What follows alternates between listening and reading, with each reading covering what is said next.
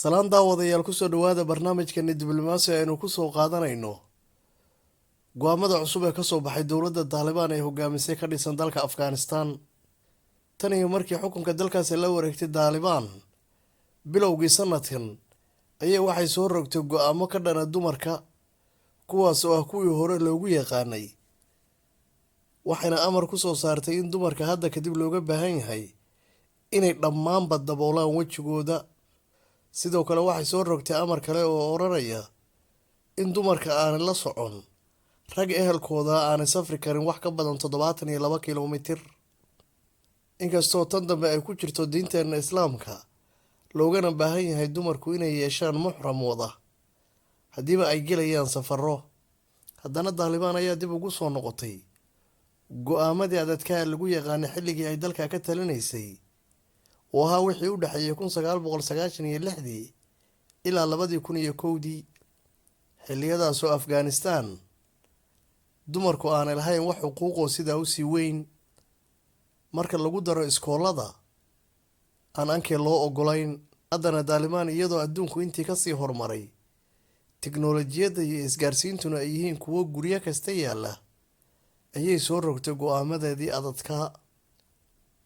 inkastoo inta badan dumarka reer Afghanistan ay ilaashadaan islaamnimadooda ayna u dheer tahay inay wejigooda daboolaan, marka laga reebo magaalooyinka waaweyn ay ugu horeyso magaalada caasimadda ah ee Kaabuul, halkaasoo inta badan dumarka ku nool aanay wejigooda daboolin. qodobkan daboolidda dumarku wejiga ay daboolaan ayaynu u daynaynaa culimada diinta, inagoo ixtiraamayna iskana ilaalinayna inaynu ka hadalno waxaynaan aqoon u lahayn oo diinteenna suuban ah. balse tan labaad ee safarka dumarka ay keligood yihiin ayaa ah midaynu hubno mid diinta islaamku ay dhigayso.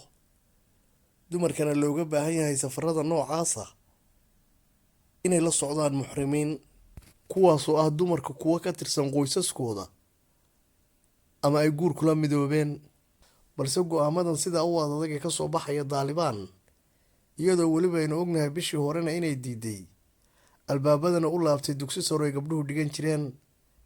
taalibaan ayaa iyadu markii ay xukunka la wareegtay bishii kuwaad lasoo dhaafay waxay sheegtay inaanay soo rogi doonin go-aamo aada u adag, dumarkuna ay noqonayaan kuwo waxbarashadooda sii wata kana muuqda kaalimaha dowladda.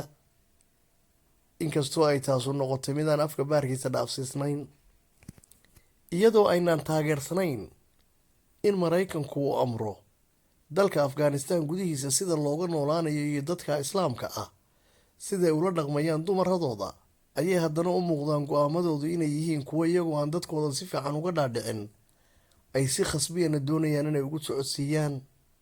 ururkan taalibaan ayaa ah mid ay si weyn isu garanayaan dadka reer Afghanistan, sidoo kalena aada looga yaqaano adduunka intiisa kale. markii la maqlo magaca taalibaanna waxaa kuu soo baxaya sawir aad ka dareemayso naxariis la-aan iyo ad adayg. daawada fadlan muuqaalka like saar. mahadsanid.